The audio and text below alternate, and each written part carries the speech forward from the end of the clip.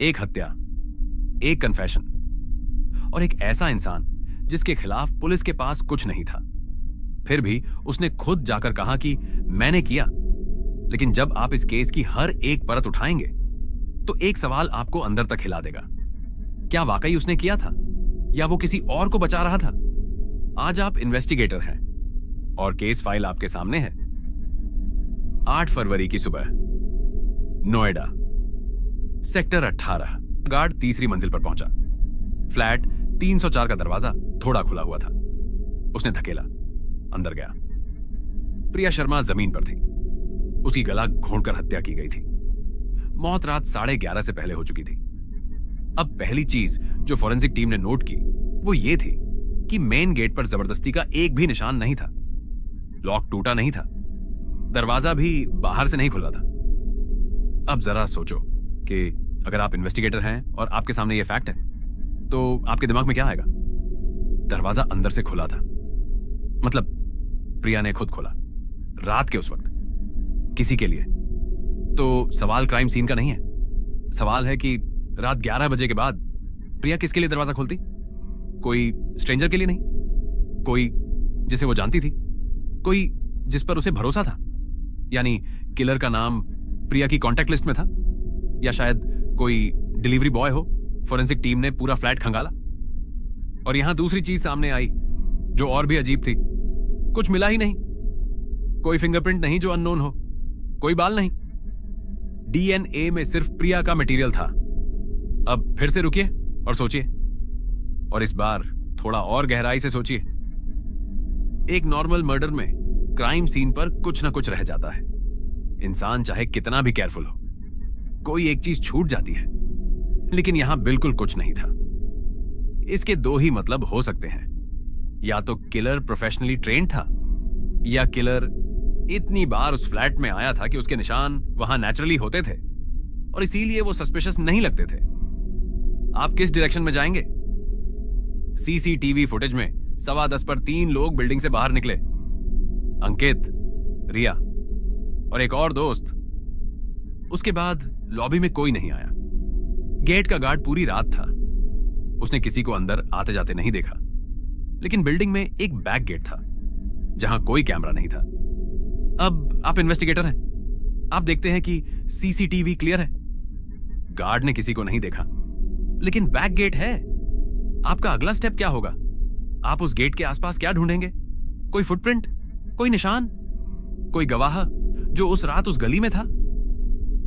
Police ने प्रिया की पूरी लाइफ चेक की। कोई फाइनेंशियल डिस्प्यूट नहीं था, न ही कोई पुरानी दुश्मनी। फैमिली दिल्ली में थी, एक्स बॉयफ्रेंड बैंगलोर में था, बचे 3 करीबी दोस्त जो उस रात प्रिया से मिले थे, अंकित, रिया और राहुल मेहरा। अंकित और रिया सीसीटीवी में थे। 10:15 पर बाहर निकले। दोनों के साथ और लोग थे। राहुल, उसे उस रात आना था, प्लान था, लेकिन वो आया नहीं और किसी को बताया भी नहीं। जब पुलिस ने पूछा तो राहुल ने कहा घर पर था, अकेला, तबीयत खराब थी, कोई गवाह नहीं। आप क्या सोचते हैं इस पॉइंट पर? राहुल सस्पिशियस लग रहा है क्योंकि वो वहां नहीं था, या सस्पिशियस इसलिए है क्योंकि उसने बताया नहीं? दोनों में फर्क है। पहला सर्कमस्टेंस है और दूसरा बिहेवियर है। बिहेवियर हमेशा सर्कमस्टेंस से ज्यादा बोलता है। राहुल का पूरा बैकग्राउंड चेक हुआ। वो आईटी कंपनी में जॉब करता है। प्रिया के साथ मैसेजेस में कोई टेंशन भी नहीं थी, कोई फाइट नहीं, बस एक आखिरी मैसेज था 6 फरवरी का, और फिर वो नहीं आया। अब पुलिस के पास था सिर्फ एक कमजोर एलिबाई और एक टूटा हुआ प्रॉमिस। केस प्रैक्टिकली खत्म होने वाला था। तब 11 फरवरी को राहुल मेहरा खुद थाने पहुंचा, सुबह 10:15 पर, बिना बुलाए, और उसने कहा कि उसने प्रिया को मारा है। अब यहां सीरियसली रुकिए। पुलिस के पास कोई सबूत नहीं था, केस डेड था, और ये आदमी खुद चलकर आया और कन्फेशन दे दिया। आपके दिमाग में पहला रिएक्शन क्या आया? केस सॉल्व हो गया या कुछ गड़बड़ है? एक इन्वेस्टिगेटर के तौर पर सोचिए, जब कोई बिना प्रेशर के कन्फेशन देता है, बिना एविडेंस के, बिना किसी ने पूछे, तो 2 ही पॉसिबिलिटीज होती हैं। या तो उसने सच में किया है और गिल्ट इतना भारी था कि बोलना पड़ा, या कन्फेशन का कोई और मकसद है। राहुल की कन्फेशन डिटेल्ड थी। उसने बताया कि रात 10:30 के बाद वो निकला, बैक गेट से अंदर गया। प्रिया ने दरवाजा खोला, बात हुई, झगड़ा हुआ, गला पकड़ा और फिर पूरा सीन साफ किया। हर सरफेस पहुंचा और निकल गया। फोरेंसिक्स ने राहुल की गाड़ी, कपड़े, घर सब चेक किया, कुछ नहीं मिला। सीसीटीवी में उसकी गाड़ी नहीं दिखी। उसने कहा एंगल नहीं आया होगा। फोन रिकॉर्ड में कोई कॉल नहीं थी। उसने कहा पब्लिक बूथ से की थी, जो अब बंद है। अब आप इन्वेस्टिगेटर हैं और आपके सामने ये सिचुएशन है, कन्फेशन है, लेकिन उसका एक भी पॉइंट वेरीफाई नहीं होता।